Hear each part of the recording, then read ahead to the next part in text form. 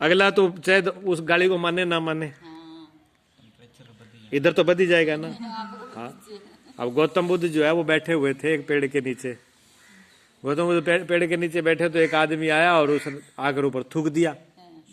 उन्होंने पहुंच करके वो बैठ गए वैसे ही, उन्होंने फिर थूक दिया। उन्होंने फिर पहुंच गए, बोले नहीं कुछ, वो अपनी मस्ती में, ना उनको गुस्सा ना तकलीफ ना कोई प्रतिक्रिया करी उन्होंने। उसने थूक दिया, उसने बस वो तीसरी बार थूका, वो तीसरी बार भी बैठे। अब उसने देखा है तो कुछ बोल ही नहीं रहा, वो भी थूक के आगे चला गया। लेकिन उसको बड़ा पछतावा हुआ। उसने देखो कितना बड़ी आराम से, वो ये तो जानता नहीं थे कि महात्मा बुद्ध है कि भगवान है, ये तो इतनी अकल होती तो थूकता ही क्यों। तो उसने देखा आदमी इतना बढ़िया था, आदमी कमाल का है। मैंने उस पर 3 बार थूका, तब भी ना उसने गाली दी, ना सामने से कोई जवाब दिया, ना गुस्सा हुआ। बस पहुंच के जैसे उसको कुछ हुआ ही नहीं इतना। तो तुम बड़े बड़ी, उसको पछतावा हुआ। पूरी रात भर वो सोचता रहा। दूसरे दिन उसने कहा मैं जा करके माफी मांगे। तो दूसरे दिन आया और आकर उसने माफी मांगी तो भी बुद्ध कुछ नहीं बोले, वैसे वैसे बैठे रहे, मुस्कुरा रहे।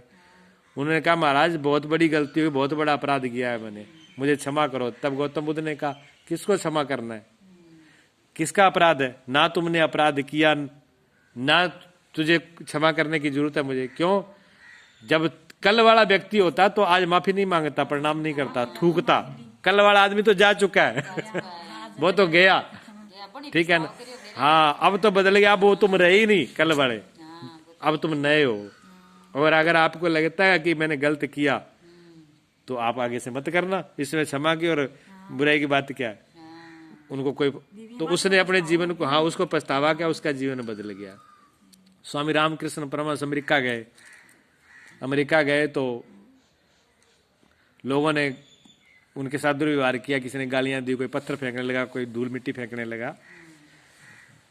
तो स्वामी रामकृष्ण क्या कहते हैं, रामू और ले ले मजा विदेश का, अमेरिका का, हाँ विदेश का तू और ले ले मजा।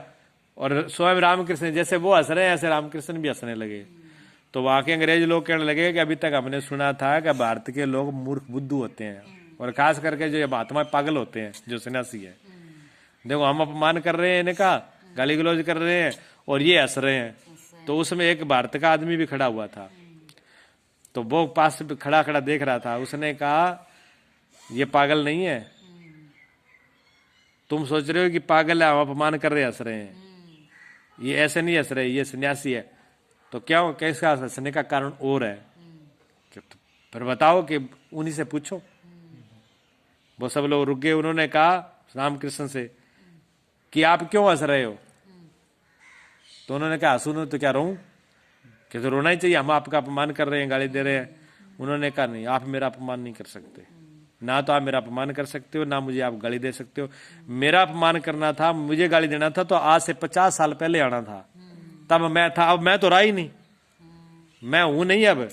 आप जिसको देख रहे हो, अब ये शरीर, इस शरीर का नाम है राम, मेरा नाम नहीं है। मैं हूं, क्या हूं, मेरे तक आप नहीं पहुंच पाओगे। क्यों? उनको इस चीज का ज्ञान था कि मैं तो आत्म स्वरूप हूं, मैं तो परमात्मा का रूप हूं, मेरे तक कहां पहुंचेगा। क्योंकि जो इसके अंदर है वो आत्मा जो है वो तो अलग है ना, नाम तो शरीर का है। शरीर के अब राम, शरीर का नाम राम रख दिया, राम के नाम से गाली दी तो आग लग गई, और किसी देते तो कोई मतलब नहीं था। अच्छा, इस शरीर का राम की जगह कोई और रख देते, शाम रख देते, फिर वो तो घर समाज की बात थी, ब्राह्मण की बात थी, कोई भी रख देते। तो ये एक बनावटी ने काम चलाऊ तो है, लेकिन इस काम चलाऊ नाम को हमने कितना मान लिया अपना, और मान करके इसके गुलाम हो गए हैं। तो ये हमारी कमियां हैं। अगर इन चीजों को समझ लेंगे, पहली बात तो समझ में आना जरूरी है, और एक बारी में समझ नहीं आ रहा तो आपको फिर क्या करना पड़ेगा, फिर ध्यान करना पड़ेगा। आप कह देते हो ना बच्चों को, एक कर कोई काम समझ में नहीं आया, फिर आप क्या बोलते हो, ध्यान लगा इस पे, ध्यान लगा इसको, ध्यान से करे, ध्यान दे इस पे, ये बोलते हो ना आप। तो वही तो संत बोल रहे हैं कि अगर आपको कोई एक बारी बात समझ में नहीं आ रही तो आप ध्यान करो। ध्यान किसका करो? जिसको समझना है उसका। बाहर के काम का समझना है तो बाहर के काम का ध्यान करना पड़ेगा, और अंदर का काम समझना है तो, अगर अंदर का समझना है तो अंदर का ध्यान करना पड़ेगा। तो समझना किसको? आपको अपने को समझना। आपको ये पता नहीं कि मैं कौन हूं। अगर ये बात समझ में आ गई कि मैं कौन हूं, तो फिर सारी समस्या खत्म है। फिर ना कोई गुस्सा है, ना क्रोध है, ना काम है, ना इच्छा है, फिर ना कोई आना ना जाना है, ना स्वर्ग है, ना नरक है, सारी बातें खत्म है। और जब तक ये बात समझ में नहीं आती कि मैं कौन हूं, तब तक सत्संग करो और ध्यान करो, मेडिटेशन करो। मेडिटेशन इसी चीज के लिए होता है। मेडिटेशन किसी चीज दूसरे को देखने के लिए नहीं होता, मेडिटेशन होता है अपने आप को देखने के लिए। और अपने आप कैसे देखोगे? जैसे झील है, झील के अंदर अपने ही छाया देखनी हो, अपना ही स्वरूप देखना हो, अपनी फोटो देखनी हो, तो झील अगर हिलती होगी, पानी हिलता होगा तो उसमें दिखेगी नहीं। कैसे दिखेगी? जब पानी बिल्कुल शांत हो जाएगा। जहाँ दर्पण है, दर्पण जो शीशा है, दर्पण है, उसको हिलाओ तो आपकी फोटो साफ नहीं दिखेगी। शीशा बिल्कुल साफ है, टिक जाए तो दिखेगी। इसी प्रकार आपके चित्त का जो दर्पण है, मन का जो दर्पण है, मन बहुत डामाडोल है, ऐसे मन बहुत डामाडोल हो रहा है, चित्त बहुत है, तो आपको उसमें दिखाई नहीं पड़ रहे। आप क्या बिल्कुल शांत हो जाओ, बैठ जाओ, बिल्कुल सिर्फ मन को देखते रहो, कुछ मत करो, मन को देखते ही रहो। मन देखते देखते झील की तरह शांत हो जाएगा। करना कुछ भी नहीं, बस बैठे रहो शांत होके। और जैसे ही शांत होगा, उस शांति के अंदर ही आत्मा की झलक आती है। शांति भी आएगा, आनंद भी आएगी, मस्ती भी आएगा, सब कुछ आएगा। लेकिन कहोगे एक दिन में ही आ जाए सारा कुछ, कुछ नहीं आने वाला। हाँ, धीरे धीरे होता है, धीरे धीरे शुरुआत होती है हर काम की। एकदम तो आप कुछ भी नहीं, एकदम तो आपको कह दो कि साइकिल चलाना, वो भी नहीं चलेगी। एकदम आपको ट्रैक्टर चलाओ, वो भी नहीं चलेगा। एकदम आपको रोटी सब्जी बना दो, वो भी नहीं बनेगी। उसको भी सीखने के लिए कितना टाइम लगता है? बचपन लग जाता है और बुढ़ापे तक सीखते रहते हैं। बचपन से सीखने लगते हैं, बुढ़ापे तक सीख लेते, तब तक तो रोटी सब्जी नहीं बनाती आती वो लोगों को है।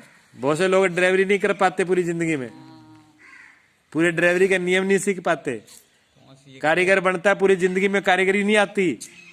कोई काम पूरा होता है, देख लो, पूरी जिंदगी लग जाती है।